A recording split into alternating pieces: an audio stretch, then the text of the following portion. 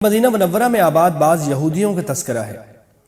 حضرت صلی اللہ علیہ وسلم نے ان سب کے ساتھ یہ معاہدہ کیا ہوا تھا کہ وہ اور مسلمان آپس میں امن کے ساتھ رہیں گے اور ایک دوسرے کے خلاف کسی بیرونی دشمن کی مدد بھی نہیں کریں گے، لیکن انہوں نے اس معاہدے کی بار بار خلاف ورزی کی اور مسلمانوں کے دشمن کفار مکہ کی حمایت اور در پردہ مدد کا سلسلہ جاری رکھا۔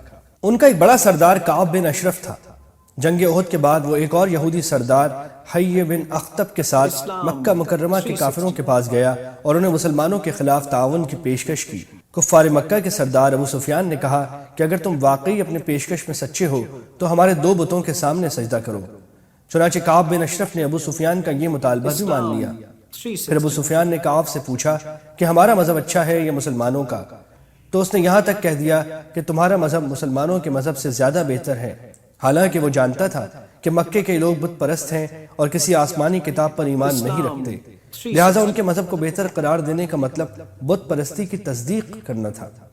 اس آیت میں اسی واقعے کی طرف اشارہ ہے۔ یہودیوں کے مسلمانوں سے دشمنی اور عناد کا سبب قرآن کریم نے یہ بیان فرمایا ہے کہ انہیں یہ توقع تھی کہ جس طرح پچھلے بہت سے انبیاء کرام بنی اسرائیل میں سے آئے ہیں، نبی آخر الزماں بھی انہی کے خاندان سے ہوں گے۔ لیکن جب حضرت صلی اللہ علیہ وسلم حضرت اسماعیل علیہ السلام کی اولاد میں مبعوث فرمائے گئے تو یہ لوگ حسد میں مبتلا ہو گئے، حالانکہ نبوت اور خلافت و حکومت تو اللہ تعالیٰ کا ایک فضل ہے، وہ جب جس کو مناسب سمجھتا ہے اپنے اس فضل سے سرفراز فرماتا ہے۔ اگر کوئی شخص اس پر اعتراض کرے تو گویا وہ یہ دعویٰ کر رہا ہے کہ کائنات کی بادشاہی اسی کے پاس ہے اور اسی کو یہ اختیار حاصل ہے کہ وہ اپنی پسند سے انبیاء کو منتخب کرے۔ اللہ تعالیٰ اس آیت میں فرماتے ہیں کہ اگر کہیں بادشاہی واقعی ان کو مل گئی ہوتی تو یہ اتنے بخیل ہیں کہ کسی کو ذرہ برابر بھی کچھ نہ دیتے۔ یعنی اللہ تعالیٰ اپنی حکمت کے تحت جس کو مناسب سمجھتا ہے نبوت اور خلافت و حکومت کے اعزاز سے سرفراز فرماتا ہے۔ چنانچہ اس نے حضرت ابراہیم علیہ السلام کو نبوت و حکمت عطا فرمائی اور ان کی اولاد میں یہ سلسلہ جاری رکھا۔ چنانچہ ان میں سے بعض مثلا حضرت داؤد اور سلیمان علیہ السلام نبی ہونے کے ساتھ حکمران بھی بنے۔ اب تک ان کے ایک صاحبزادے حضرت یعقوب علیہ السلام کی اولاد میں نبوت و حکومت کا سلسلہ جاری رہا ہے۔ اب اگر ان کے دوسرے صاحبزادے حضرت اسماعیل علیہ السلام کی اولاد میں حضرت محمد مصطفیٰ صلی اللہ علیہ وسلم کو یہ اعزاز بخش دیا گیا ہے تو اس میں اعتراض یا حسد کی کیا بات ہے؟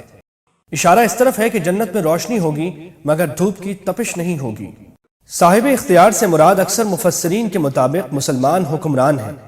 جائز امور میں ان کے احکام کی اطاعت بھی مسلمانوں کا فرض ہے، البتہ یہ اطاعت اس شرط کے ساتھ ہے کہ وہ کسی ایسی بات کا حکم نہ دیں جو شرعاً ناجائز ہو۔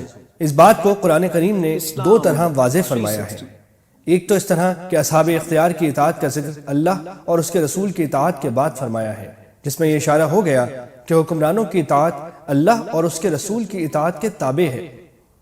دوسرے اگلے جملے میں مزید صراحت کے ساتھ یہ بتا دیا گیا ہے کہ اگر کسی معاملے میں اختلاف پیدا ہو جائے کہ آیا حکمرانوں کا دیا ہوا حکم صحیح اور قابل اطاعت ہے یا نہیں، تو اسے اللہ اور اس کے رسول کے حوالے کر دو، جس کا مطلب یہ ہے کہ اس حکم کو قرآن اور سنت کی کسوٹی پر پرکھ کر دیکھو۔